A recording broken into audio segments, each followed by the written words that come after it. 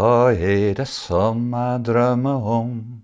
At jeg en dag skal våkne opp og vite at arbeid jeg lever med mykje, mykje mer enn det å slite. Jeg drømmer om å være fri, i lag med alle folkene som jeg liker.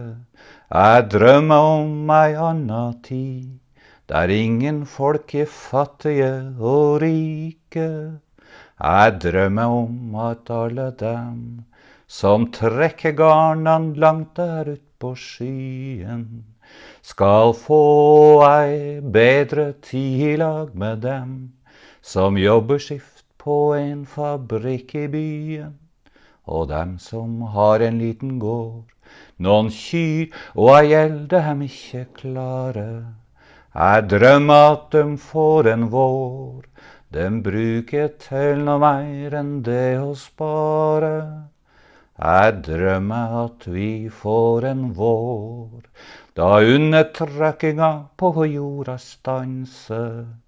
Ei ny tid kommer sjøl om fjellene står, og det blir like fint å jobbe som å danse.